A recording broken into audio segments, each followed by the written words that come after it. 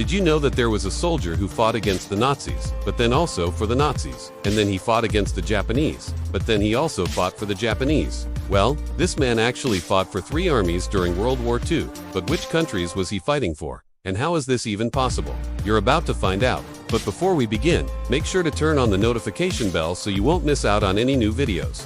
This soldier's name was John Demersman. He was born on December 6, 1918 in New York, and when he grew up, he had dreams of becoming a professional basketball player.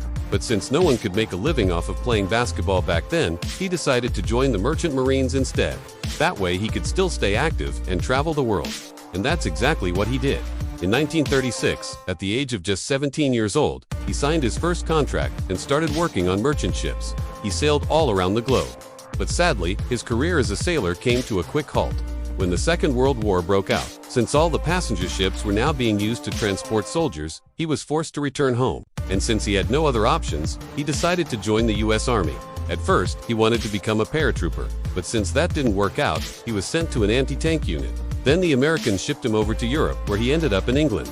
There his unit trained day in and day out on how to use the brand new weapon that could destroy German tanks, bazookas. These bazookas weren't very accurate, but they were effective nonetheless. They would only be used for very special operations, and he hoped that he would get to use one soon.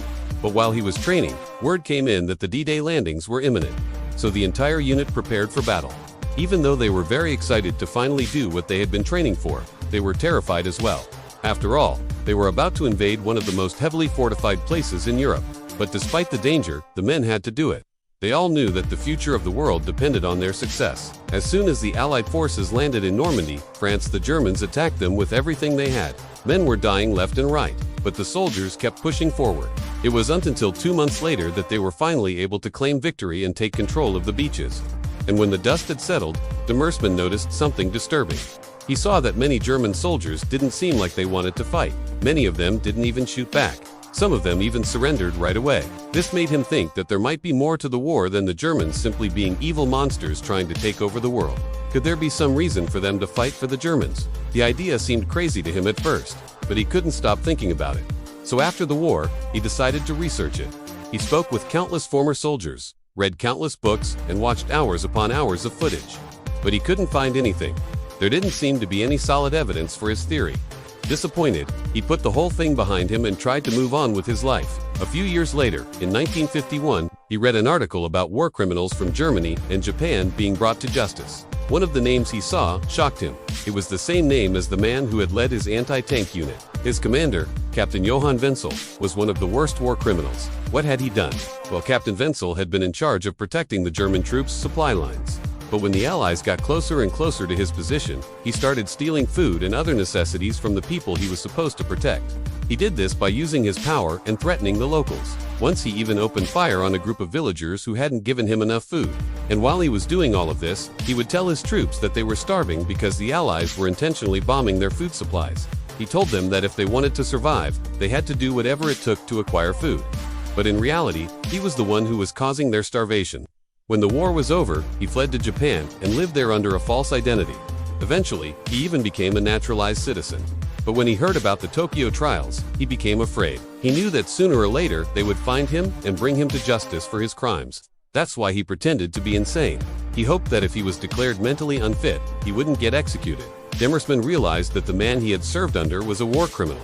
He immediately reported him and gave the Japanese authorities all the information they needed to find him. The Japanese police arrested Captain Wenzel and brought him to trial. But much to everyone's surprise, he pleaded not guilty. He said that he was innocent and that he had nothing to do with the horrible things that had been written about him.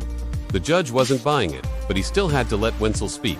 And when he was done, he sentenced him to 10 years in prison. It was only after Captain Wenzel was locked up that Demersman revealed that he had lied. He had never served under the man. Instead, he had witnessed terrible things himself and wanted to do something about it. But he knew that no one would believe him unless he had proof. So he decided to go back to Germany and look for it. There he found out that many people were still suffering from what Captain Wentworth had done. An entire village was destroyed. People were missing and there was a lot of anger towards Germany. Demersman promised the people that he would do whatever it took to help them. And that's why he eventually wrote a book about it. His book was a huge success. It was translated into more than 20 languages. And millions of people read about the atrocities that had happened. But the strange thing is that it wasn't just Captain Wenzel who was guilty. In fact, a lot of the German officers were doing the same thing. So why did they do it?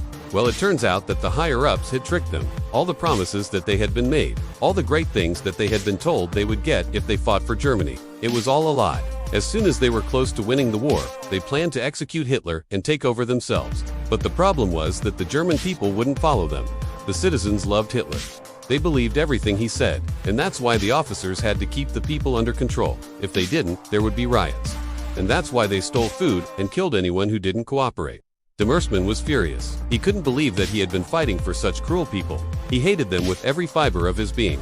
That's why when he heard that Captain Wenzel was released from prison after serving only 5 years, he was outraged.